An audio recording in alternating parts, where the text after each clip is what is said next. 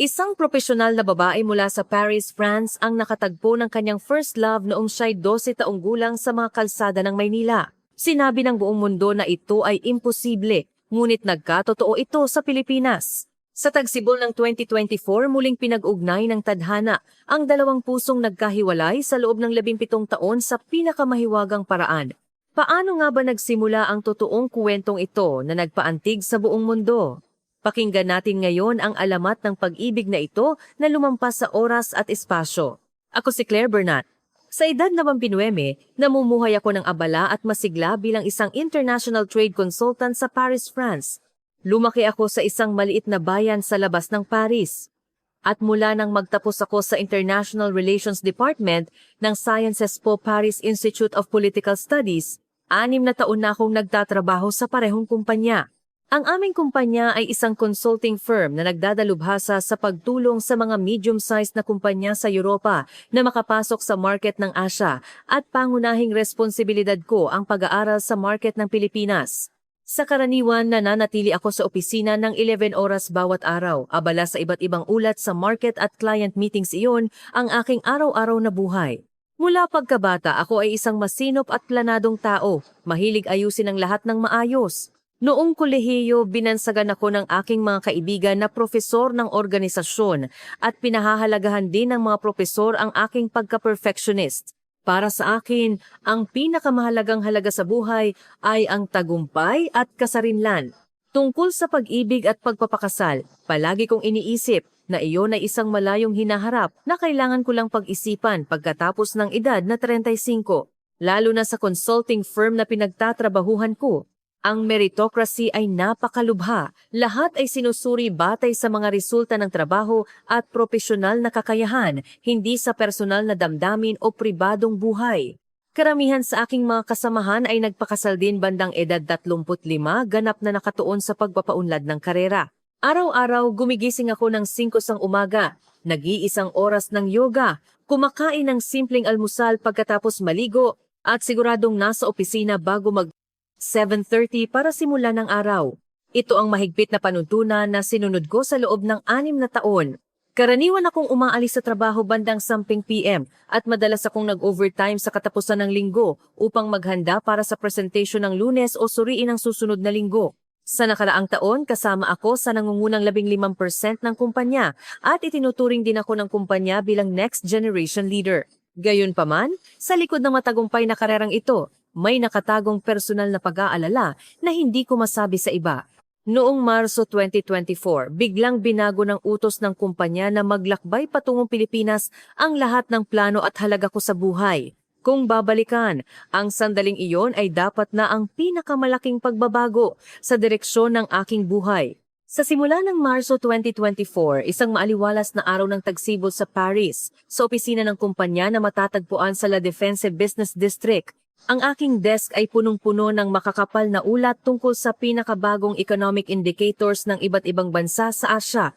Kapansin-pansin ang analysis data tungkol sa mabilis na paglago ng ekonomiya ng Pilipinas at ang pandaigdigang paglaganap ng kultura ng Pilipinas. Sa buong taon ng 2023 lang, pinamahalaan ko ang 5 PIF project na nauugnay sa Pilipinas. Ngunit hanggang noon, ang Pilipinas ay isa lamang emerging market na kailangan kong pag-aralan para sa trabaho. Karaniwan kumakain ako ng tanghalian sa isang kalapit na coffee shop, umiinom ng kape na may salad. Minsan, kumakain din ako kasama ang mga kasamahan, ngunit ang paksa ay palaging umiikot sa trabaho. Bagaman maayos ang relasyon namin sa surface, halos wala kaming alam tungkol sa pribadong buhay ng isa't isa. Halos wala kaming oras na magkasama pagkatapos ng trabaho o sa katapusan ng linggo. Sa pamilya, 1 beses lang ako tumatawag sa 1 linggo. Palaging tinatanong ng mga magulang ko kung kailan ako makakahanap ng magandang mapapangasawa at palagi kong sinasagot na masyado akong abala sa trabaho at wala akong oras isipin ang mga bagay na iyon. Araw-araw sinisimulan ko ang araw sa isang double espresso, sinisimulan ang trabaho sa pamamagitan ng pagtingin sa 180 plus email na naipon sa loob ng isang gabi. Sa halip na ang leisurely at romantikong pilosopiya ng buhay na tipikal sa France, hinahabol ko ang Amerikanong pamumuhay na masidhi at nakatuon sa tagumpay.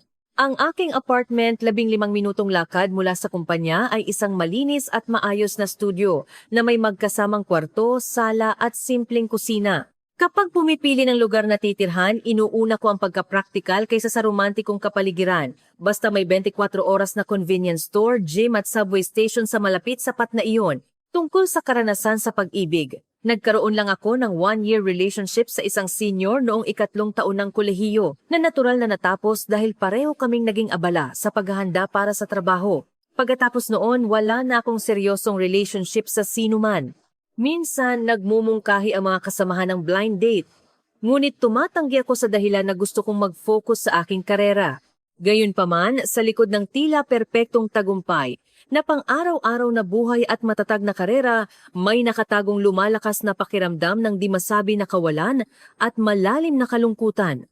Lalo na kapag umuwi akong mag-isa sa apartment sa hating gabi at nakatayo sa harap ng walang laman na refrigerator, palaging may dumarating na malabo ngunit matinding pagkabagabag na tila may pinakamahalagang bagay na nawawala sa aking buhay.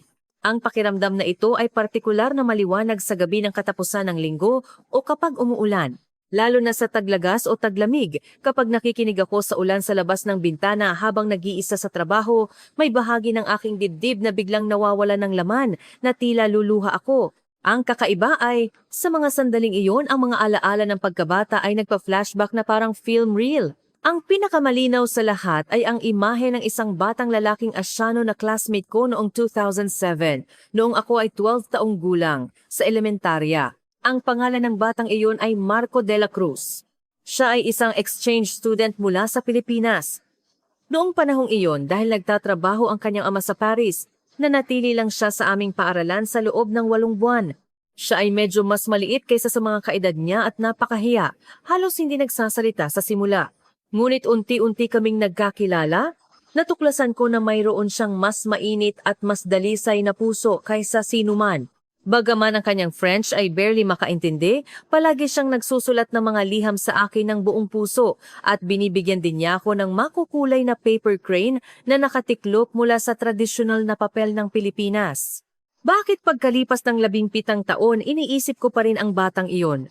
Patuloy akong nagtatanong sa sarili, ngunit bilang isang tao na sanay sa lohika at pagsasaalang-alang sa realidad, wala akong mahanap na malinaw na sagot. Minsan, ang mga kasamahan sa paligid ko, kapag nakikita akong ganito, ay nag-iingat na sabihin, "Claire, parang masyado kang nagtatrabaho. Kailangan mo ring magpahinga o magkaroon ng pribadong oras paminsan-minsan." Ngunit nakalimutan ko na kung paano gugulin ang oras bukod sa trabaho. Sa nakalipas na ilang buwan, mas madalas akong nakakaramdam ng mabilis na pagtibok ng puso nang walang dahilan o paninikip ng dibdib. Dumami rin ang mga araw na hindi ako makatulog dahil sa malamig na pawis sa gabi. Palagi kong nararamdaman na may napakahalaga at precious na bagay na nawawala o may isang taong nakatakdang hanapin ako at naghihintay sa isang lugar. Ang kakaibang intuwisyon na ito ay patuloy na nagpapahirap sa akin sa kaibuturan ng aking puso. Sa wakas, dumating ang mapagpasyang araw na tinawag ako ng tadhana. Marso 15, 2024, Biyernes, 3:27 p.m. sa lokal na oras ng Paris. Ito ay isang ordinaryong hapon ng Biyernes, ngunit para sa akin, ito ay isang makasaysayang sandali na ganap na magbabago sa direksyon ng aking buhay. Tulad ng dati, inaayos ko ang mga presentation material para sa susunod na linggo sa opisina. Biglang lumapit ang sekretary ng aking department head at sinabing, "Claire, pinapatawag ka ng boss. May kailangan siyang pag-usapan. Pwede ka bang pumunta sa conference room ngayon?" Nagtaka ako ngunit hindi nag-alala dahil madalas itong nangyayari kapag may urgent project. Ngunit pagpasok ko sa malaking conference room sa ika-21 palapag, nadama ko agad na ang atmosphere ay hindi pangkaraniwan. Mas seryoso ang ekspresyon ni G. Jacques Dupont, ang department head, kaysa dati. Sa tabi niya, nakaupo ang isang nasa katanghaliang gulang na lalaki na nakasuot ng formal na suit na ngayon ko lang nakita. "Claire, umupo ka. May napakahalagang bagay tayong kailangang pag-usapan ngayon." May tensyon sa boses ng boss na hindi ko narinig dati. Ang aming kumpanya at isang malaking corporate group sa Pilipinas ay magsasagawa ng isang bagong malakihang project. Ito ay para magbigay ng komprehensibong consulting service sa mga SME ng Europa na gustong pumasok sa market ng Pilipinas. Ang contract size lang ay umaabot sa 4.5 milyong euro sa loob ng 3 taon. Ngunit para maging matagumpay ang project na ito, kailangan ng isang tao na personal na pumunta sa Pilipinas para magsagawa ng 10 araw na in-depth market research. Ikaw ang expert sa aming kumpanya na pinakamahusay na nakakaunawa sa market ng Asia. Kaya, kailangan mong pumunta sa Maynila para sa isang business trip simula sa Lunes ng susunod na linggo. Sa sandaling iyon, ang aking puso ay tumibok ng marahas na parang sumabog ang isang bomba. Ang kakaiba ay, pakiramdam ko ay nahilo ako na tila bumaligtad ang dugo sa aking buong katawan. Nang marinig ko ang salitang Pilipinas, biglang lumitaw nang malinaw ang mukha ni Marco de la Cruz noong aking pagkabata. Kasabay nito, tila may sumisigaw ng mariin sa kaibuturan ng aking dibdib. Paano nangyari ang ganitong coincidence? Sa unang pagkakataon, naisip ko ang salitang tadhana bilang isang taong sanay sa lohikal na pag-iisip. Sa unang ilang minuto, wala akong naramdamang reality. Parang nananaginip lang ako. Talaga bang ako ang kailangang pumunta sa Pilipinas? Nanginginig ang boses ko. Ang boss ay nagpakita ng medyo kakaibang ekspresyon. Bakit may bigat sa pagpunta sa Pilipinas para sa isang business trip? Hindi ba ikaw ang Asian market expert? Ang pagkakataong ito ay malaking tulong din sa iyong karera.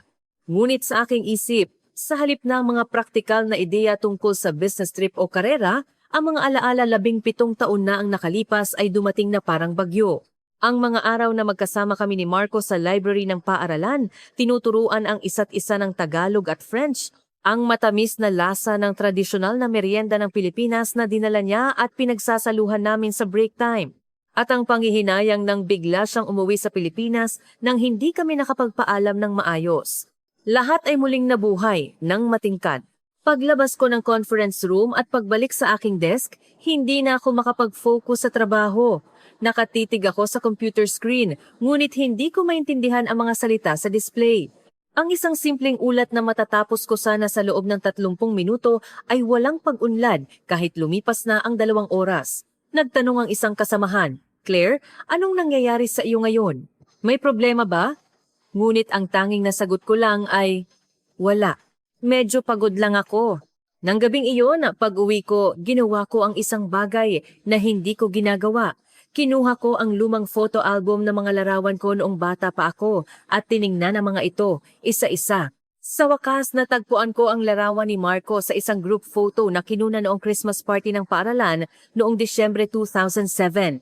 Bagaman 12 taong gulang pa lang siya, ang malinaw at mainit niyang tingin ay eksaktong katulad ng sa alaala ko.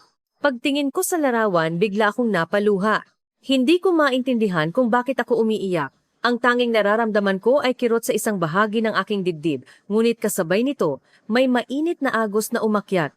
3 araw na lang ang natitira bago mag-Lunes. Ang daming kailangang ihanda, ngunit ang aking isip ay ganap na magulo dahil sa komplikadong emosyon. Sinimulan ko ang paghahanda para sa business trip sa Pilipinas noong Sabado ng umaga. Buti na lang at inasikaso na ng kumpanya ang visa at flight ticket, isang direktang flight ng Air France sa Linggo ng gabi. Ngunit habang nag-iimpake ako, kakaiba ang pakiramdam ko. Bagaman isa lang itong simple business trip, ang tibok ng puso ko ay parang pupunta ako sa pinakamahalagang paglalakbay sa buhay ko. Nang sabihin ko sa aking mga magulang ang tungkol sa business trip sa Pilipinas, sinabi ng aking ina, "Claire, buti naman at pupunta ka sa Pilipinas." Naririnig ko na sikat ang kultura ng Pilipinas sa buong mundo ngayon. Subukan mo itong maranasan ng husto. Ngunit hindi ko masabi sa aking ina ang tungkol sa kaibigan ko noong bata pa ako mula sa Pilipinas dahil hindi ko pa rin maintindihan ang mga emosyon na ito. Inayos ko muli ang market data ng Pilipinas na natanggap ko sa kumpanya noong linggo. Puno ang schedule ko ng mga meeting sa ilang kumpanya sa Maynila at mga plano sa business trip. Karamihan sa mga business meeting ay magaganap sa opisina ng aming kasosyo sa Pilipinas sa isang gusali sa Makati CBD. Ngunit habang inaayos ko ang data, napagtanto ko na ang iniisip ko ay hindi ang trabaho kundi ang iba pang bagay. Makikita ko kaya si Marco de la Cruz nang hindi sinasadya sa Maynila. Paulit-ulit na lumalabas ang unrealistic na imahinasyong ito. Sa isang banda, iniisip ko na kakaiba ako. Gaano kalaki ang Maynila? Paanong mangyayari ang ganoong coincidence? Ngunit sa kaibuturan ng aking puso, hindi ko ganap na maalis ang pag-asa para sa isang muling pagkikita na itinakda ng tadhana.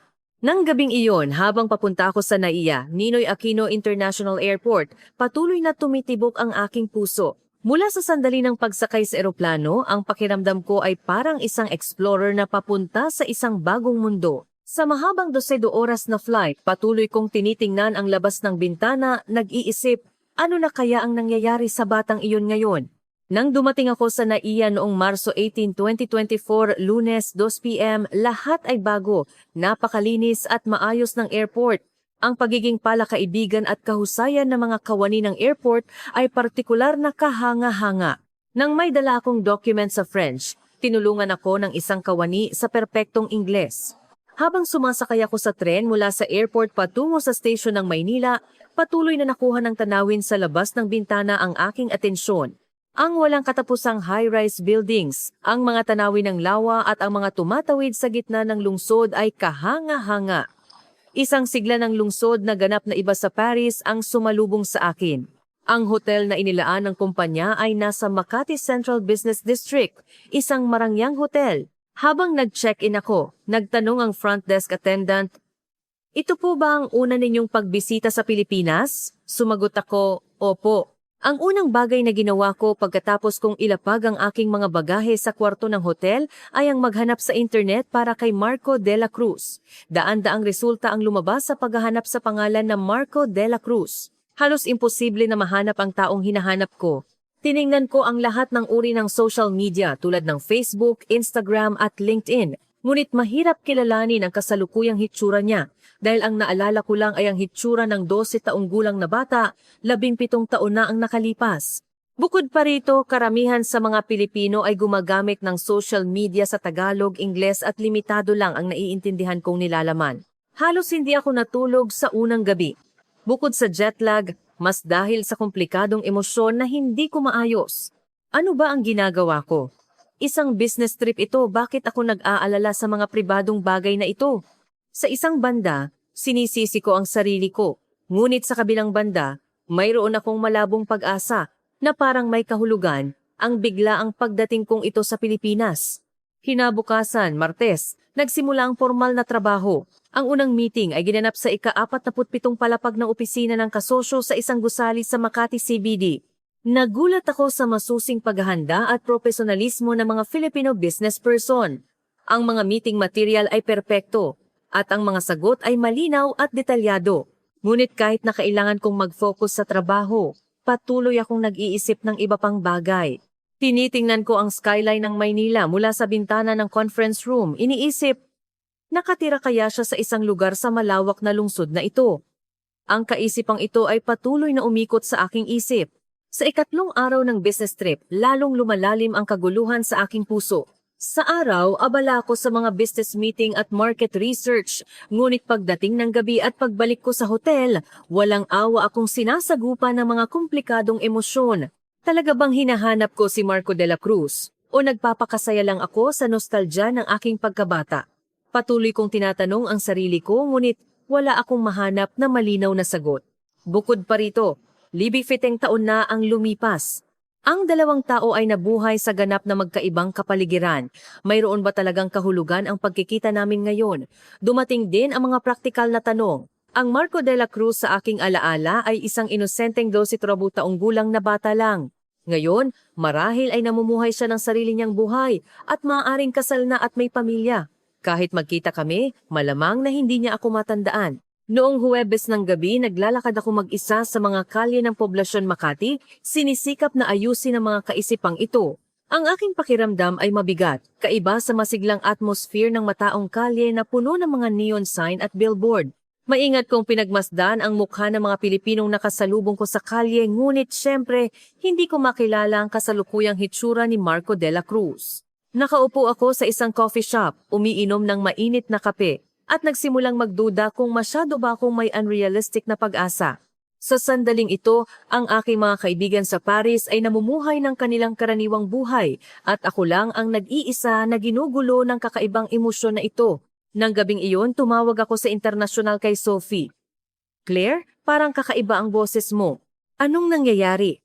Nang marinig ko ang nag-aalalang boses ni Sophie, napagtanto ko kung gaano ako naguguluhan sa emosyon. Gusto ko kasing hanapin ang isang kaibigan ko noong bata pa ako na nakilala ko sa Pilipinas. Huminto ako roon, hindi alam kung paano ipaliwanag ang ganoong bagay. "Claire, hindi mo naman siguro gustong hanapin ang kaibigan mo sa elementarya 17 taon na ang nakalipas, hindi ba?" Napaka-unrealistic niyan. Bakit hindi ka na lang mag-focus sa mga bagong karanasan mo sa Pilipinas? Nang marinig ko ang praktikal na payo ni Sophie, nahiya ako sa aking emosyonal na pagkilos. Ngunit kasabay nito, may boses sa kaibuturan ng aking puso na nagsasabing, hindi pa rin ako pwedeng sumuko.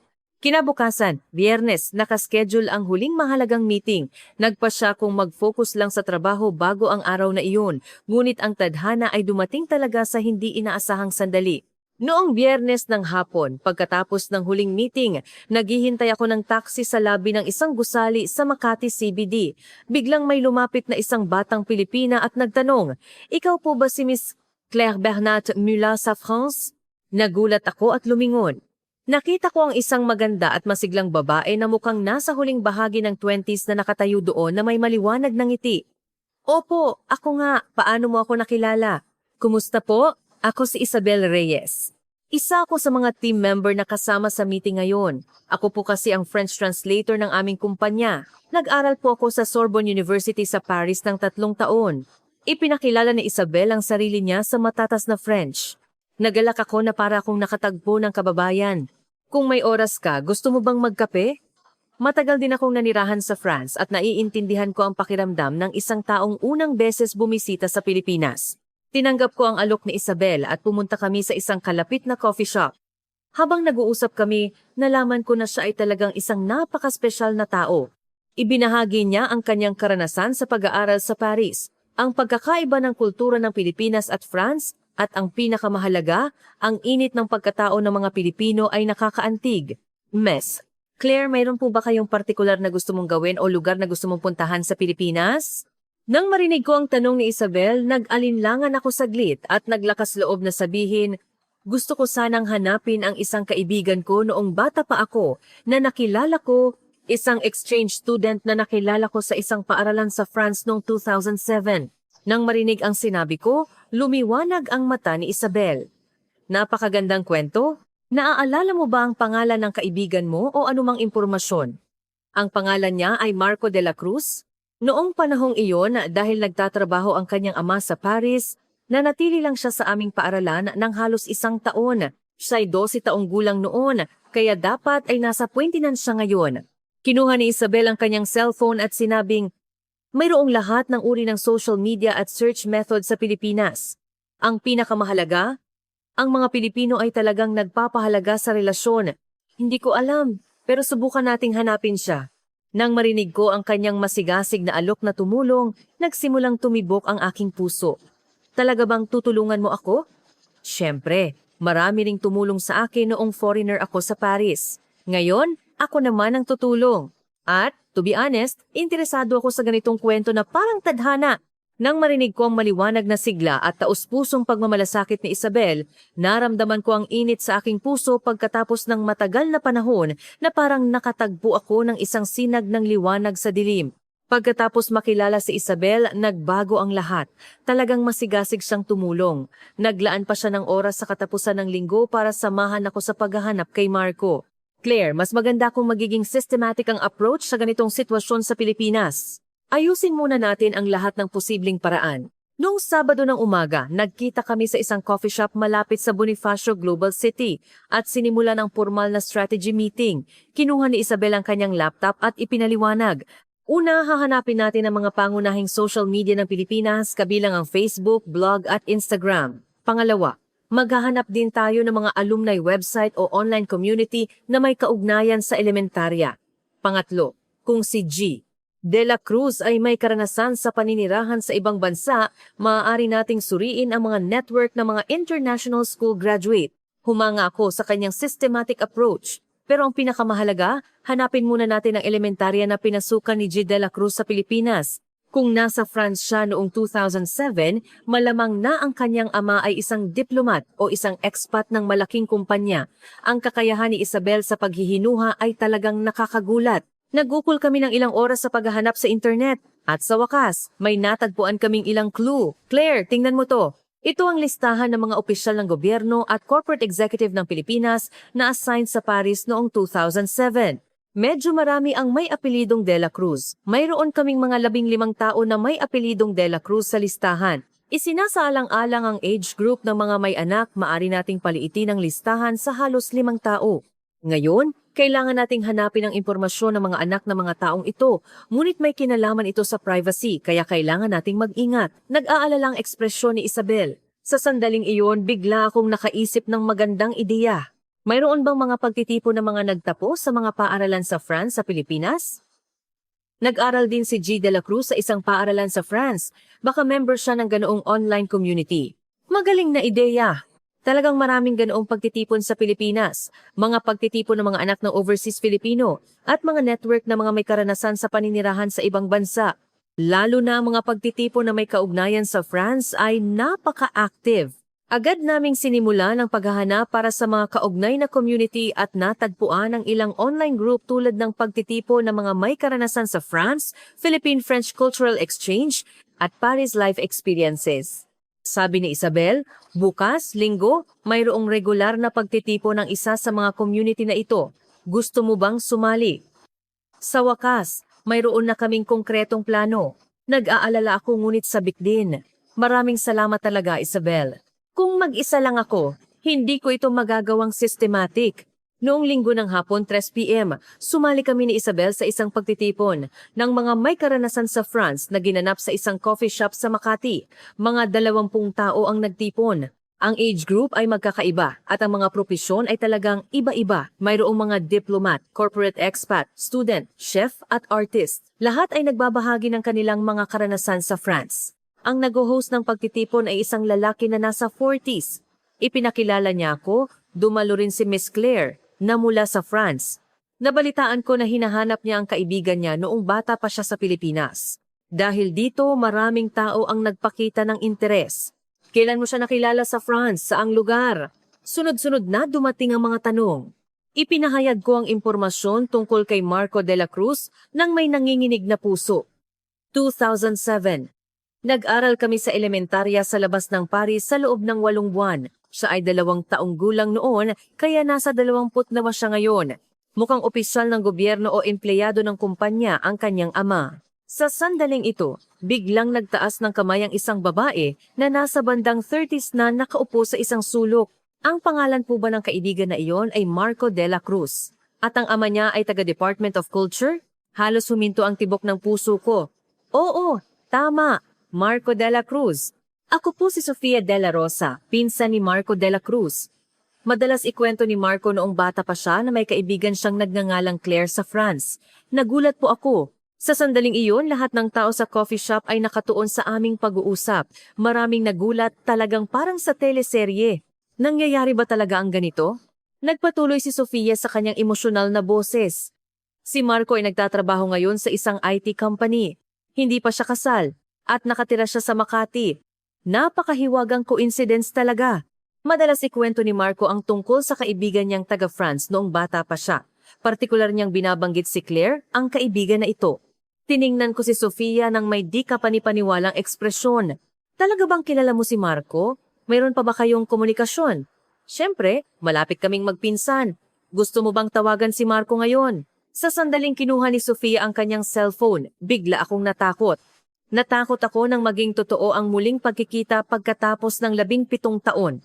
Paano kung hindi niya ako maalala? O paano kung hindi siya masyadong masaya kahit maalala niya ako? O kaya ay may girlfriend na siya o naghahanda na para sa kasal? Biglang sumikip ang aking dibdib. Na tila hindi ako makahinga. Ang bigat ng 17 taon ay bumigat sa akin sa isang iglap. Sofia, sandali lang, maaari mo ba akong bigyan ng kaunting oras? Lumabas ako ng coffee shop para huminga at subukang ayusin ang aking damdamin. Sumunod din si Isabel at nag-aalalang sinabi, "Ate, ayos ka lang ba? Ang putla mo?" Isabel, pakiramdam ko ay nagmamadali ako. Pagkatapos ng 17 taon, ang 2 taong namuhay ng ganap na magkaiba ang buhay, ano ang mababago kung magkita sila bigla? Siguro nagpapakasaya lang ako sa nostalgia ng aking pagkabata. Ang luha ay gustong kumawala, ngunit pilit ko itong pinigilan. Sa sandaling iyon, tumunog ang aking cellphone. Ito ay isang message mula sa boss ko sa Paris. Claire, kumusta ang business trip mo sa Pilipinas? Handa na ba ang meeting mo bukas, Lunes? Sa sandaling iyon, muling sinampal ako ng realidad. Nandito ako para sa business trip. Mayroon akong iba pang mahahalagang meeting na naghihintay bukas at uuwi na ako sa Paris sa Miyerkules. Mayroon lang akong 2 o 3 araw para punan ng 17 taon at magkaroon ng makabuluhang pagkikita. Tila masyadong unrealistic ang pag-asang ito. Sinabi ko kay Isabel, patawad, pagkatapos kong pag-isipan ito, parang hindi ito tama, masyadong biglaan. Magiging pabigat din ito kay Marco. Baka mas maganda kung mananatili na lang itong alaala. Ngunit hinawakan ng mahigpit ni Isabel ang aking kamay at sinabi, Ate, kung susuko ka ngayon, pagsisisihan mo ito habang buhay. Kailan pa ulit darating ang ganitong pagkakataon? Hindi pa huli ang lahat na magpasya pagkatapos magkita, kahit minsan. Ngunit kontrolado na ako ng takot. Ang pag-aalala sa kabiguan ay lumamon sa lahat ng aking tapang. Hindi ko kaya. Kung nakakadismaya ang resulta, masisira pa ang magagandang alaala ng pagkabata. Sa sandaling iyon, parang ang tadhana mismo ang nanghimasok. May nangyaring nakakagulat. Habang nag-uusap kami ni Isabel sa labas ng coffee shop, biglang may pamilyar na boses na narinig mula sa likuran. Sofia, biglang tumigas ang aking katawan. Dahan-dahan akong lumingon. Sa sandaling nakita ko ang nakatayo roon, ganap na huminto ang oras. Ang 27 gulang na batang si Marco de la Cruz ay lumaki na at naging isang binata na nakatayo sa harap ko. Mas matangkad siya at nagbago ang kanyang muka, ngunit ang kanyang mainit at dalisay na tingin ay eksaktong katulad ng dati. Nang makita ako ni Marco, nagulat din siya at nagtanong, Claire? Nang marinig ko ang kanyang boses na tumatawag sa aking pangalan, tumulo ang luha ko. Marco, ikaw nga ba iyan? Ikaw nga si Claire! Paanong nangyari na nandito ka? Nagtitigan kami, hindi makapagsalita. Ang 17 taon ay tila nawala sa isang iglap. Lumabas si Sofia at masayang sinabi, Marco, hindi ba parang tadhana? Pumunta si Claire sa Pilipinas para hanapin ka. Nagpakita si Marco ng di kapanipaniwalang ekspresyon at sinabing, tinawagan ako ni ate at sinabing may kaibigan akong taga-France. Nag-isip ako, hindi kaya, at nagmadali akong pumunta. Ikaw nga si Claire. Sa sandaling iyon, naramdaman ko na nawala ang lahat ng takot at pag-aalala. Ang 17 taon, ang language barrier, ang pagkakaiba sa kultura walang kabuluhan ng lahat. Nakilala namin ang isa't isa tulad noong bata pa kami. Ang dalisay na damdamin noong panahong iyon ay muling nabuhay nang hindi nagbabago. Marco, miss na miss kita. Pagkatapos mong biglang umuwi sa Pilipinas, palagi kitang iniisip, sabi ko sa nanginginig na boses. Si Marco, na emosyonal din, ay nagsabi, hindi rin kita kailanman nakalimutan, Claire. Kapag naalala ko ang oras ko sa France, palagi kitang naiisip. Patawad talaga at umalis ako noon nang hindi kami nakapagpaalam ng maayos. Ang mga tao sa paligid ay tumingin sa amin nang may madamdaming ekspresyon. Ang ilan ay lumuha pa. Sabi ni Isabel, Ate, parang sa pelikula talaga. Nangyayari pala talaga ang ganito. Sabi ni Marco, Claire, may oras ka ba ngayon? Pwede pa ba tayong mag-usap ng mas matagal? Ang daming hindi nasabi sa loob ng 17 taon. Agad akong sumagot, oo, syempre.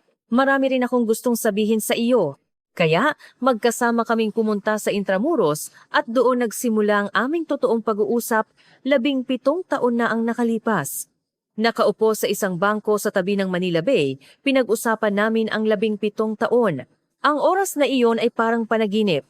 Ikinuwento ni Marco ang kanyang buhay pagkatapos bumalik sa Pilipinas at ikinuwento ko ang mga taon ko sa France. Unti-unti kaming nag-usap. Ang nakakagulat ay, bagaman nabuhay kami sa magkaibang kapaligiran, marami kaming magkatulad na halaga at pag-iisip. Claire, may gusto sana akong aminin. Sinubukan din kitang hanapin paminsan-minsan sa Facebook o Instagram. Hinanap ko ang pangalan na Claire Bernat, pero masyadong karaniwan ang pangalan mo, kaya hindi kita mahanap. Nagulat ako sa sinabi ni Marco. Talaga? Hinanap ko rin ang Marco de la Cruz pero napakarami kaya sumuko ako. Nagtawanan kami dahil pareho naming sinubukan hanapin ang isa't isa. Habang nag-uusap kami, nalaman ko na si Marco ay nagtatrabaho sa isang IT company, patuloy na nag-aaral ng French at hindi pa kasal. Nagkaroon ako ng ilang girlfriend pero parang may kulang. Parang may ibang tao akong hinihintay sa kaibuturan ng puso ko. Nang marinig ko ang taus-pusong pag-amin ni Marco, bumilis ang tibok ng puso ko. Ganoon din ako. Nagkaroon ako ng ilang relationship sa Paris, pero hindi ko naramdaman ang totoong koneksyon ng puso. Ang kakaiba ay, palagi kong nararamdaman na may something akong hinahanap. Ngayon, parang ikaw iyon. Nang lumubog ang araw at nagsimulang lumiwanag ang night view ng Manila Bay, maingat na nagtanong si Marco, Claire, hanggang kailan ka sa Pilipinas? Uuwi na ako sa Paris sa Miyerkules. Malapit na ring matapos ang business trip ko.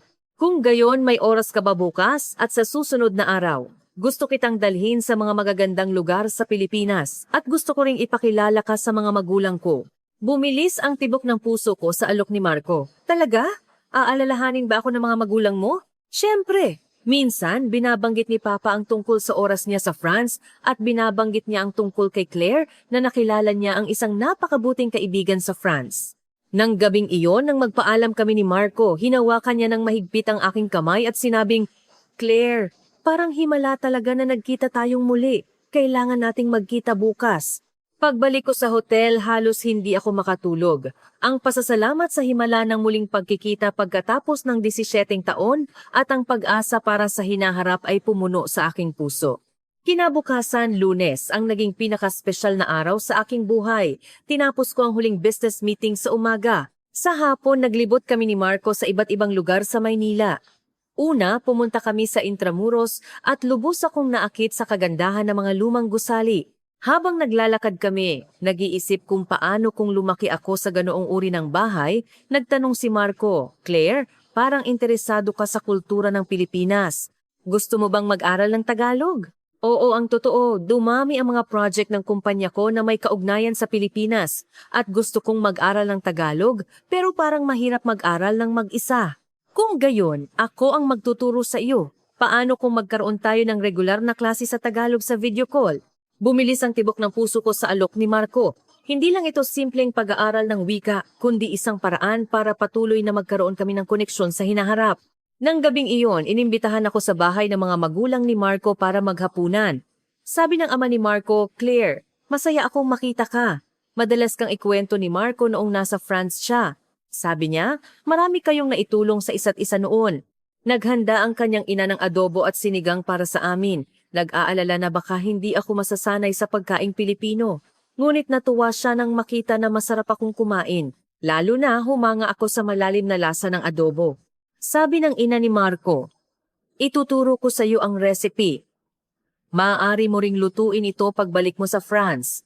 At maingat niyang isinulat ang recipe para sa akin.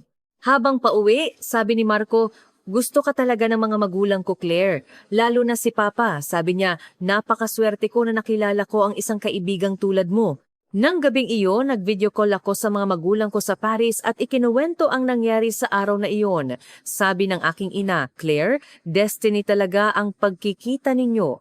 Ang isang kaibigan na naaalala ka pa pagkatapos ng matagal na panahon. Napakaspesyal na tao iyan. Sabi rin ng aking ama, ang bansang Pilipinas ay nagbigay ng ganoong regalo sa aming anak. Nagpapasalamat ako at masaya ako para sa iyo. Tumawag din ako kay Sophie at ikinuwento ang lahat. Claire, hindi ka panipaniwala. Ang isang bagay na nangyayari lang sa mga pelikula ay nagkatotoo. Ang masiglang boses ni Sophie ay narinig mula sa kabilang linya. Lahat ng tao sa paligid ko ay nagulat sa balita ng himalang muling pagkikita at taos-puso akong binati. Ang Martes ay ang huling buong araw ko sa Pilipinas. Ang oras na ginugol ko kasama si Marco ay parang panaginip. Sa umaga, bumisita kami sa Rizal Park at tinalakay ng malalim ang kasaysayan at kultura ng Pilipinas. Sa hapon naglakad kami sa BGC at poblasyon, naranasan ang modernong at masiglang aspeto ng Maynila. Ngunit ang pinaka-nakakagulat ay ang ease at naturalness na naramdaman ko habang nakikipag-usap kay Marco. Bagaman may 17 taon na gap, nakikipag-usap kami ng natural na parang kahapon lang kami naghiwalay. Claire, to be honest, pagkatapos kitang makita ulit, pakiramdam ko ay ganap na nagbago ang buhay ko. Ang bahagi na walang laman noon ay napuno na. Nang marinig ko ang pag-amin ni Marco, sumagot ako. Ganoon din ang pakiramdam ko. Nang gabing iyon, nagkita kaming tatlo ni Isabel at kumain kami ng magkasama. Sabi ni Isabel, pagtingin ko sa inyong dalawa, talagang pakiramdam ko ay destined couple kayo. Kahit nabuhay kayo sa ganap na magkaibang kultura, natural kayong magkasama. At nagbiro siya, ate, mahirap makahanap ng lalaking kasing galang at kasing bait ni Marco. Huwag mo siyang palalampasin ha. Nang gabing iyon, habang naglalakad kami ni Marco sa tabi ng Manila Bay, nagkaroon kami ng seryosong pag-uusap. Claire, bukas, uuwi ka na sa Paris. Ako ay mananatili sa Maynila, pero ayaw na kitang mawala ulit. Hindi tayo pwedeng magtapos na lang, hindi ba? Pareho ang iniisip ko, Marco. Pagkatapos kitang makita ulit, naintindihan ko kung ano talaga ang gusto ko. Hindi lang isang matagumpay na karera. Napagtanto ko ang halaga ng pag-ibig. Kaya, nagsimula kaming gumawa ng konkretong plano. Una, nagpasya kaming mag-video call linggo-linggo. Si Marco ay bibisita sa Paris sa bakasyon sa tag-init. At ako naman ay babalik sa Pilipinas ng personal sa Taglagas. At Claire, kung posible, mayroon bang plano ang kumpanya ninyo na magtayo ng branch sa Pilipinas? Sa ganoon, magkakaroon ka ng pagkakataong magtrabaho sa Pilipinas. Ang mungkahi ni Marco ay posible rin sa realidad. Sa katunayan, matagal nang tinatalakay ng aming kumpanya ang pagpapalawak sa market ng Asya. Nang gabing iyon, nagpadala ako ng email sa aking boss sa kumpanya. Ang business trip na ito sa Pilipinas ay nagparamdam sa akin ng mas tiyak sa potensyal ng market ng Pilipinas. Kung gagawa tayo ng konkretong plano para makapasok sa Pilipinas, gusto kong maging local head. Siyempre, hindi ko binanggit ang personal na dahilan ni Marco, ngunit ang aking profesionalismo at pagkahilig para sa market ng Pilipinas ay totoo. Miyerkules ng hapon, talagang nakakaiyak ang pamamaalam sa NAIA.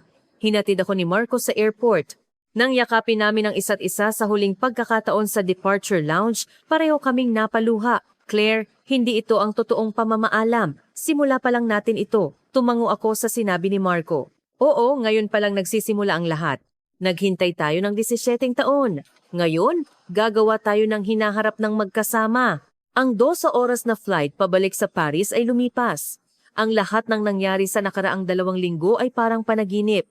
Ang aking biyahe sa Pilipinas, na nagsimula bilang isang simpleng business trip ay ganap na nagbago sa aking buhay.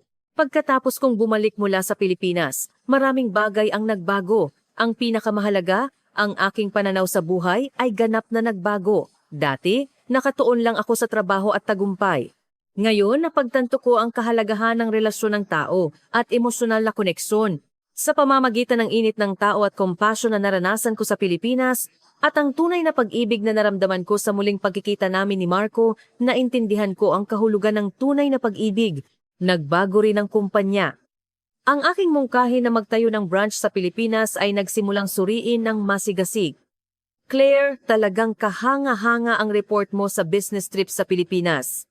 Nararamdaman ko ang malalim mong pag-unawa at pagkahilig para sa market ng Pilipinas. Talaga bang gusto mong pamahalaan ang project na ito sa pagpasok sa Pilipinas? Nang marinig ko ang mungkahi ng boss, agad akong sumagot, Opo, gusto ko talagang gawin iyan. Si Marco at ako ay nag-video call linggo-linggo tulad ng napagkasunduan, nagbabahagi ng aming pang-araw-araw na buhay. Ang mga klase niya sa Tagalog ay talagang masaya.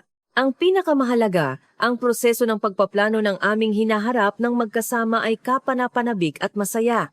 Claire, confirmed na ang business trip ko sa Paris. Magdadala ako ng 2 linggo. Nang marinig ko ang balita mula kay Marco, bumilis ang tibok ng puso ko. Ngayon, sigurado ako na hindi na kami mapaghihiwalay ng 17 taon. At ang pinakamahalagang napagtanto ko ay mas mahalaga ang tunay na pag-ibig at kaligayahan kaysa sa tagumpay o karera. Sa pamamagitan ng init ng mga taong nakilala ko sa Pilipinas at ang dalisay na damdamin ni Marco, naintindihan ko kung ano ang talagang mahalaga sa buhay. Ngunit nang formal na nagsimula ang project sa pagtatayo ng branch sa Pilipinas, nagsimulang lumabas ang hindi inaasahang komplikadong problema. Nagsimulang magduda ang Paris headquarters na baka may personal na damdamin akong kasama sa aking aplikasyon para sa trabaho sa Pilipinas. Partikular, may isang kasamahan na nagngangalang Luis Leblanc na nagsasabi sa ibang mga kasamahan, hindi ba kakaiba na biglang nagpakita si Claire ng ganoong interes sa Pilipinas? Dapat may personal na dahilan. Ang mas malaking problema ay ang hindi inaasahang paghihirap sa Pilipinas.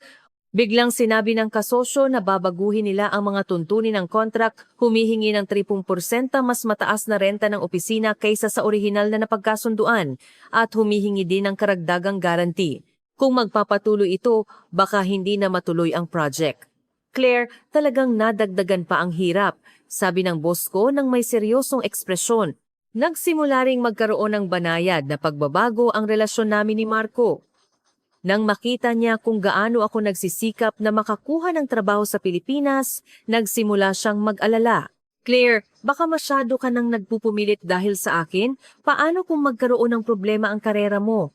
Sa nag-aalalang boses ni Marco, naramdaman ko ang kosyon na iba sa dati. Ang aming pag-uusap sa video call ay hindi na kasing natural ng dati. Tila nagbabantayan kami sa isa't isa. Bukod pa rito, nabalitaan ko na si Marco ay may pagkakataon na ma-assign sa ibang bansa sa kanyang kumpanya at inalok siyang ma-assign sa branch nila sa Singapore sa loob ng 2 taon. Ito ay isang napakahalagang pagkakataon para sa kanyang karera. Paano kung pumunta ako sa Singapore? Nang marinig ko ang pag-aalala ni Marco, naging komplikado rin ang pakiramdam ko. Sa ngalan ng pag-aalala sa isa't isa, kailangan ba naming isuko ang aming sariling mga pangarap at layunin? Nagsimula akong magduda kung ang ganitong relationship ba ay talagang malusog. Sa sitwasyong ito, sunod-sunod na dumating ang payo mula sa aking mga kaibigan sa Paris. Claire, masyado ka bang nagmadali sa desisyon? Mapanganib na baguhin ang buong buhay mo pagkatapos lang ng maikling relationship. Lalo na si Sophie, direktang nagtanong, mahalaga ang pag-ibig, pero kailangan mo ring isaalang-alang ang realidad. Paano kung maghiwalay kayo ni Marco? Ang mga praktikal na tanong na ito ay nagpatong-patong. Ang dalisay at magagandang damdamin na naramdaman ko sa Pilipinas, sa simula ay nagsimulang maging komplikado. Malalampasan ba talaga ng aming pag-ibig ang lahat ng praktikal na hadlang na ito? Pagdating ng huli ng Oktubre, lalo pang lumala ang sitwasyon. Ang project sa pagtatayo ng branch sa Pilipinas ay patuloy na naantala dahil sa mga isyu sa budget at sa mahigpit na tuntunin ng kasosyo sa Pilipinas. Nagsimulang magkaroon ng mga boses sa Paris headquarters na nagdududa sa kakayahan ni Claire sa pagpapasya. Bukod pa rito, dahil napabayaan ko ang iba pang project sa Europa na pinamamahalaan ko, bumaba ang pangkalahatang resulta ko. Claire, bumaba ng husto ang focus mo sa trabaho kamakailan. Mayroon ka bang personal na problema? Nang marinig ko ang akusasyon ng boss ko, wala akong masabi. Sa katunayan, nag-focus lang ako sa project sa Pilipinas at kay Marco at napabayaan ko ang iba kong trabaho. Lalo ring naging awkward ang relasyon namin ni Marco. Sa ngalan ng pag-unawa sa isa't isa, nagsimula kaming itago ang aming totoong damdamin. Ang bawat pag-uusap ay naging maingat dahil sa pakiramdam na hindi namin dapat maging pabigat sa isa't isa. Claire, honest lang, dahil sa akin ba nagkakaproblema ang trabaho mo? Nang diretsong tanungin ni Marco sa video call isang araw, nagsinungaling ako, hindi naman ganoon. Ngunit ang kasinungalingan na iyon ay lalo lang nagpalayo sa amin. Naramdaman ko rin na seryosong iniisip ni Marco ang assignment sa Singapore. Nawala sa kanyang boses ang dati niyang pagiging sigurado. Sa halip na puno ito ng pag-aalinlangan at pagkabalisa. Isang malamig na gabi noong Nobyembre, habang naglalakad ako mag-isa sa tabi ng Seine River, nagkaroon ako ng oras para mag-self-reflection ng seryoso. Tama ba na baguhin ko ang lahat para sa pag-ibig?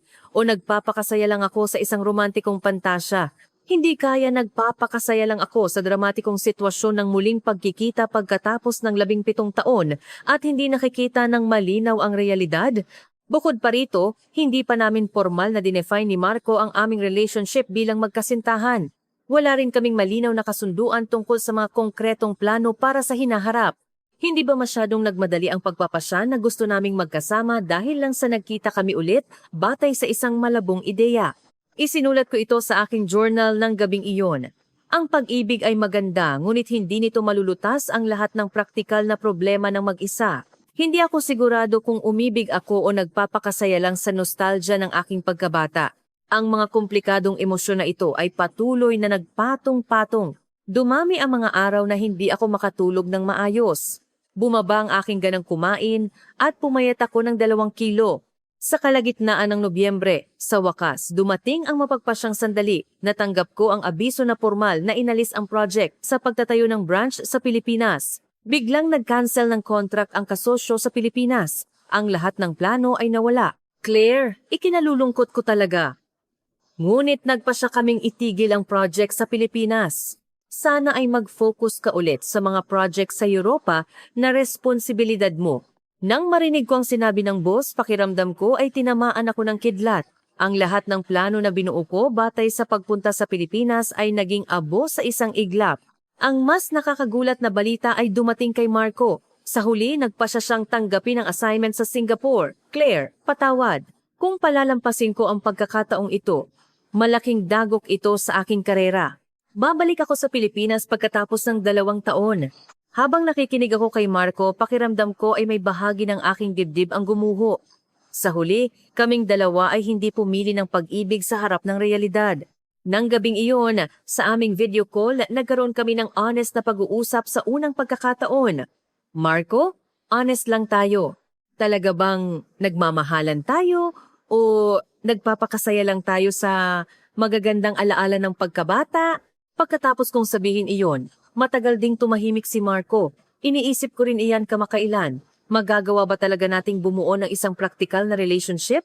Nag-usap kami ng 3 oras ng gabing iyon, binuksan namin ang aming puso sa isa't isa. Sa katunayan, pareho kaming nag-aalala. Sa ngalan ng pag-aalala sa isa't isa, gusto naming isuko ang aming sariling mga pangarap at inamin namin na iyon ay isang stupid na ideya. Claire, baka kailangan lang natin ng mas maraming oras. Maglakad muna tayo sa sarili nating mga landas at sa parehong oras, kumpirmahin natin kung talagang kailangan natin ng isa't isa. Bagaman masakit ang alok ni Marco, gumaan din ang pakiramdam ko. Kaya nagpasya kaming magkaroon muna ng distansya. Marco, pupunta ka sa Singapore sa Disyembre. Ako ay magfo-focus ulit sa aking karera sa Paris. Kung talagang tadhana, hindi magbabago ang ating damdamin pagkatapos ng 1.5 taon. Tumango ako habang lumuluha sa sinabi ni Marco. Bagaman inaliw ko ang sarili ko na hindi ito pamamaalam kundi pansamantalang paghihiwalay, hindi ko maalis ang pagkabalisa na iyon. Pareho pa rin ba ang damdamin namin pagkatapos ng 1.5 taon? Ang unang ilang buwan pagkatapos pumunta ni Marco sa Singapore ay talagang mahirap. Araw-araw gusto kong malaman ang balita niya at ibahagi ang pang-araw-araw na mga bagay, ngunit kailangan kong sundin ang kasunduan na ginawa ko sa sarili ko. Sa halip, sinimulan kong mag-focus ulit sa trabaho na matagal ko nang napabayaan. Isang bagong project na naglalayong tulungan ang mga SME ng Europa na makapasok sa Asia. Ngayon, nagtrabaho ako ng may dalisay na pagkahilig sa trabaho, nang hindi hinahayaan na maimpluwensyahan ako ng personal na damdamin. Ang nakakagulat ay, mas naging maganda ang resulta nang magtrabaho ako ng may objective at kalmado na pananaw. Sa loob ng 1/2 taon, matagumpay akong nakatapos ng 3 project. Nagsimula ulit akong pagkatiwalaan ng kumpanya. Claire, talagang malaki ang pinagbago mo. Pakiramdam ko ay mas mature ka na kaysa dati. Nang marinig ko ang sinabi ng boss, naramdaman ko ang pagmamalaki. Maraming nagbago sa aking personal na buhay. Natutunan ko kung paano i-enjoy ang oras na mag-isa at nagsimula ako ng mga bagong hobby tulad ng pagluluto, pagbabasa at calligraphy. Ang pinakamahalaga, nagkaroon ako ng oras para makipag-usap ng totoo sa sarili ko. Ano ba talaga ang gusto ko? Tama ba na baguhin ang lahat para sa pag-ibig? O mas tama na gawin ang lahat ng makakaya ko sa sarili kong posisyon? Sa proseso ng paghahanap ng sagot sa mga pangunahing tanong na ito, lumaki ako.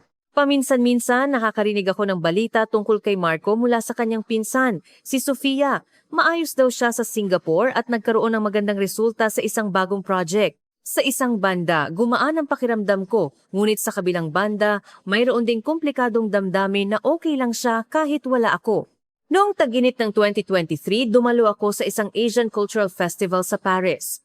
Nang makita ko ang booth ng Pilipinas, bigla kong na-miss si Marco. Ngunit hindi ito ang dati kong matinding missing. Ito ay isang mahinang damdamin tulad ng pag-miss sa isang matalik na kaibigan. Talagang lumaki na ako, naisip ko. Noong taglagas ng taong iyon, nakilala ko rin ang isang bagong tao, si Matteo, isang Italiano, na nakilala ko sa isang project ng kumpanya. Naging malapit kami habang nagtatrabaho, nang magkasama. Nakilala ko sa isang project ng kumpanya. Bagaman ganap na ibang style niya kay Marco, siya ay isang mature at considerate na tao. Siyempre, hindi ito naging romantic relationship. Ngunit sa pamamagitan ng ganitong pagkikita, napagtanto ko na ang pag-ibig ay may iba't ibang anyo. At hindi lahat ng pag-ibig ay kailangang maging destined. Pagdating ng tagsibol ng 2024, ako ay naging ganap na ibang tao, mas mature, mas independent. Ang pinakamahalaga, nagkaroon ako ng katiyakan sa sarili ko. Noong Mayo 2024, dumating ang isang hindi inaasahang balita. Si Marco ay bumalik sa Pilipinas, natapos ang kanyang trabaho sa Singapore ng mas maaga ng 1 taon kaysa sa nakaplano. Ayon kay Sofia, nagkaroon ng malaking tagumpay si Marco sa Singapore at nakatanggap ng promotion order mula sa headquarters. Nang marinig ko ang balitang iyon, nakakagulat na kalmado ang puso ko. Siyempre, masaya ako ngunit hindi ako kinakabahan o nasasabik tulad ng dati. Sa halip may mainit na pakiramdam na buti na lang at maayos siya. Isang buwan pagkatapos may nangyaring hindi inaasahan. Ang aming kumpanya ay nagmungkahi ng isang bagong project sa Asia. Ngayon, ang stage ay hindi na Singapore kundi ang Pilipinas. Claire, hindi mo talaga pwedeng palampasin ang pagkakataong ito. Ito ay isang magandang pagkakataon para kilalanin ang iyong profesionalismo sa market ng Pilipinas. Nang marinig ko ang sinabi ng boss, sa pagkakataong ito, nagpasya ako mula sa purong business perspective. Tiningnan ko ito bilang isang pagkakataon para sa pag-unlad ng karera nang hindi kasama ang personal na damdamin. Kaya, sa huli ng Hunyo, muli akong naglakbay patungong Pilipinas para sa isang 3 buwang long-term business trip. Nang dumating ako sa NAIA, iba ito sa excitement na naramdaman ko 2 taon na ang nakalipas. Mayroon akong kalmado na pakiramdam. Ngayon, ang Pilipinas ay hindi isang place of destiny, kundi isang business stage kung saan maaari kong gamitin ang aking profesionalismo. Ang unang linggo ko sa Maynila ay talagang abala. Ang sunod-sunod na meeting at presentation ay hindi nagbigay sa akin ng oras para mag-isip ng mga pribadong bagay. Isang Biyernes ng gabi, pagkatapos ng huling meeting malapit sa Makati Commercial Center, habang papunta ko sa subway station, narinig ko ang isang pamilyar na boses. Claire. Lumingon ako. Nakatayo si Marco doon. Ito ang muling pagkikita pagkatapos ng 2 taon.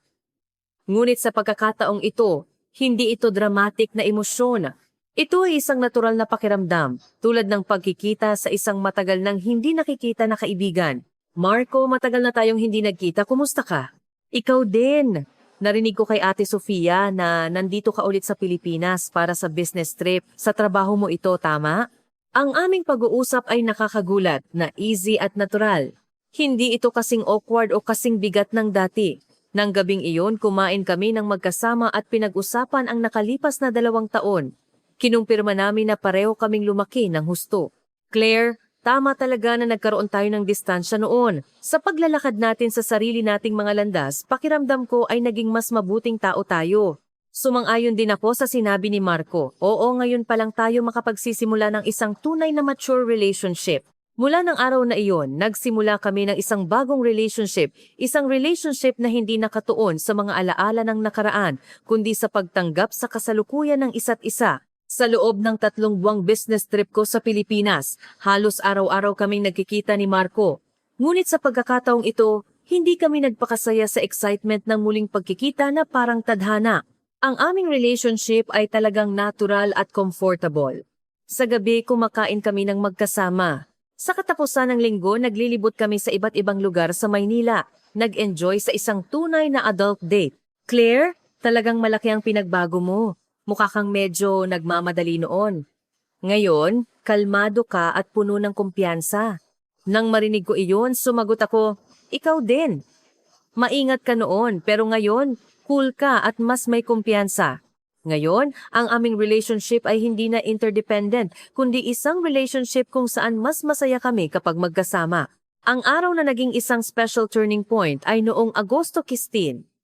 Nag-alok si Marco, pwede tayong manood ng sunset sa Manila Bay ngayon. Gusto mo bang sumama? Agad akong sumagot, oo. Habang nakaupo kami sa picnic mat sa tabi ng Manila Bay at nanonood ng sunset, biglang hinawakan ni Marco ang aking kamay. Claire, may gusto akong sabihin sa iyo ng napaka-honest ngayon. Sa pagkakataong ito, hindi ko itatago ang aking totoong damdamin. Nang makita ko ang seryosong ekspresyon ni Marco, nagsimulang tumibok ulit ang puso ko. Ang totoo, sa loob ng 1.5 taon ko sa Singapore, walang araw na nakalimutan kita. Sa simula, sinabi nating maglakad tayo sa sarili nating mga landas. Ngunit habang lumipas ang oras, mas nalaman ko kung gaano kawalang laman ang buhay ko nang wala ka. Ngunit sa parehong oras, gusto ko ring maging isang tao na kayang tumayo ng mag-isa kahit wala ka. Sa ganoon lang kita mabibigyan ng tunay na pag-ibig. Tumulo ang luha ko. Marco, ganoon din ang pakiramdam ko. Sa simula, baka naakit ako dahil sa alaala ng pagkabata. Ngunit ngayon, sigurado na ako na mahal ko ang kasalukuyan mong sarili, ang sarili mo na lumaki na. Nang gabing iyon, sa tabi ng Manila Bay, nag-aming kami ng tunay na pag-ibig. Ang sandali kung saan ang dalisay na damdamin noong 17 taon na ang nakalipas ay namulaklak bilang isang tunay na pag-ibig ng mga mature na tao. Claire, sa pagkakataong ito, hinding-hindi ko na ito palalampasin. Talaga na tayong magsasama. Ako rin, Marco. Ngayon sigurado na ako. Gusto kong gumawa ng hinaharap kasama ka. Mula ng araw na iyon, kami ay naging formal na magkasintahan. Nagsimula kaming magplano ng aming hinaharap ng magkasama. Nagpapasya na kami mismo ang gagawa ng aming pag-ibig, hindi na umaasa sa tadhana o coincidence. Nang matapos ang aking business trip sa Pilipinas noong Nobyembre 2024, nagbigay si Marco ng isang sorpresa. Claire, magpakasal tayo. Ayaw ko na tayong maghiwalay pa. Ang mungkahi ng kasal ay biglang inalok habang nagkakape kami sa isang coffee shop. Bagaman walang singsing o special decoration, ang kanyang taus-pusong damdamin ay talagang nakaantig. Seryoso ka ba? Siyempre, sa nakalipas na ilang buwan na kasama kita, naging sigurado ako na hindi ko maisip ang buhay ko nang wala ka. Hindi na ako nag-isip ng matagal. Ako rin, Marco, magpakasal tayo. Ngunit ang naghihintay sa amin ay ang praktikal na problema ng isang international marriage. Una, kailangan naming magsimula sa formal na pagpapakilala sa isa't isa sa mga magulang. Sa mga magulang ni Marco, bagaman marami na siyang naikwento tungkol sa akin, ito ang unang beses na binanggit ang kasal. Papa, Mama, gusto ko pong magpakasal kay Claire.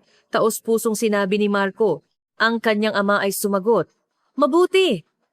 Matagal na naming tinuturing na anak namin si Claire. Masaya kami? Kung masaya kayo. Agad siyang pumayag. Sinabi rin ng kanyang ina, masaya ako na magiging pamilya na namin si Claire. Marco, ipinagkakatiwala ko siya sa iyo. At lumuha siya. Ang mas malaking hamon ay ang paghahatid ng balita sa aking mga magulang. Pagbalik ko sa Paris, ipinaliwanag ko ang plano naming magpakasal ni Marco. Sa simula, nagulat sila. Claire, sigurado ka ba talaga? Ibig bang sabihin, titira ka na sa Pilipinas? Sa nag-aalalang tanong ng aking ina, sumagot ako, opo, sigurado ako. Kung kasama ko si Marco, magiging masaya ako kahit saan. Sabi ng aking ama, kailangan kong kumpirmahin kung talagang mabuting tao ang binatang iyon. Nagplano siyang bumisita sa Pilipinas.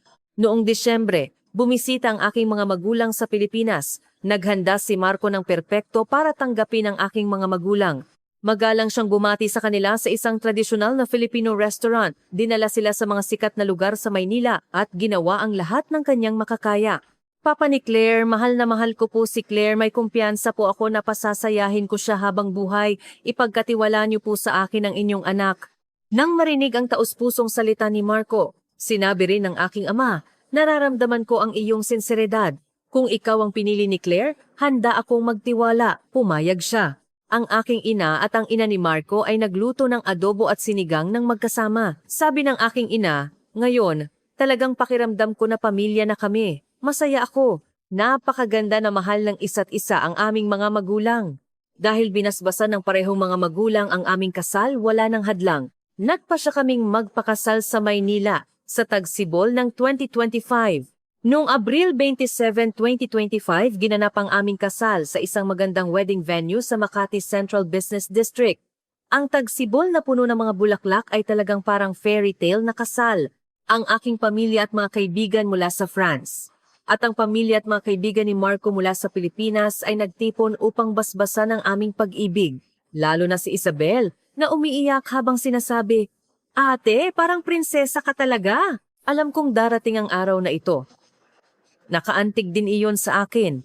Ang kasal ay ginanap sa isang espesyal na paraan, pinagsasama ang tradisyon ng Pilipinas at France. Una, nagsagawa kami ng tradisyonal na seremonya na nakasuot ng barong Tagalog at Filipiniana at pagkatapos ay nagpalit ako ng wedding gown para sa seremonyang Katoliko. Talagang cool si Marco sa barong Tagalog. Hindi ko malilimutan ang kanyang madamdaming ekspresyon nang suot ko na ang wedding gown. Claire, ang ganda mo. Parang panaginip pa rin na ikaw ang magiging asawa ko. Ang mga salita ni Marco sa bridal waiting room ay nagpaiyak sa akin ng kaligayahan. Maraming special na sandali sa wedding reception.